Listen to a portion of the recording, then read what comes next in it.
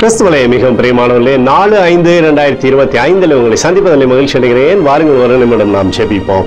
அன்பு தகப்பனே, இன்றைக்கு என்னுடைய பாதுகாப்புக்காய் ஜெபிக்கும்படி என் தேவனுடைய சமூகத்தில் வருகிறேன். என் தேவனுடைய நிறைவும் அன்பும் ஆசீர்வாதம் விடுதலும் என்னுடைய வாழ்க்கையிலிருந்து செயல்படும்படி நீ செய்தலும்படியாக ஜெபிக்கிறேன். எல்லா நாசமோச வேலைக்கு விலக்கி நீங்க பாதுகாத்துக் கொள்ளுங்க. உடைய கிருபை கோலும் கைத்தடிமை இவரை தேற்றி வழிநடத்தும்படி நீர் செய்தலும்படியாக ஜெபிக்கிறேனப்பா.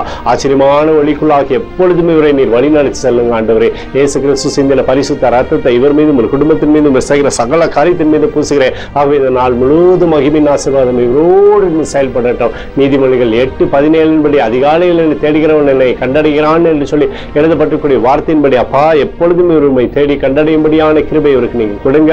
உடைய ஆசீர்வாதம் இவருடைய வாழ்க்கையில் நிலைத்து நிற்கட்டும். பாதுகாத்து வழி நடத்துங்க. இயேசுவின் நாமத்திலே ஒப்புக்கொண்டு ஜெபிக்கிறேன் நல்ல பிதாவே, ஆமென்.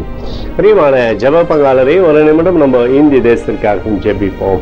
அன்பு தகப்பனே, 4/5/2025 இந்திய தேசத்திற்காக ஜெபிக்கும்படியாய் நம்முடைய சமூகத்தில் வருகிறேனப்பா. இந்திய தேசத்தை நீங்க ஆசீர்வதிக்கும்படியாய் ஜெபிக்கிறேன். ஆசீர்வதிங்க, ஆசீர்வதிங்க, ஆசீர்வதிங்க. தேசமானது நன்மை பார்க்கும்படி நீர் செய்தலும்படி ஜெபிக்கிறபடி கோலும் கைத்தடியும் தேசத்தை தேற்றட்டும். சமாதானத்தின் ஆவியானவர் இந்திய தேசத்தை அப்பா எப்பொழுதும் அப்பா பாதுகாத்து வழிநடத்தும்படியாய் ஜெபிக்கிறேன். உங்களுடைய நன்மை மாத்திரம் இருக்கட்டும். எங்களுக்காக அடித்து நொறுக்கப்பட்டிருக்கூடிய இயேசு கிறிஸ்து அவர் சிந்தனை வெளியேறப்பட்ட ரத்தத்தை வைத்து ஒப்பு கொடுக்கிறேன்.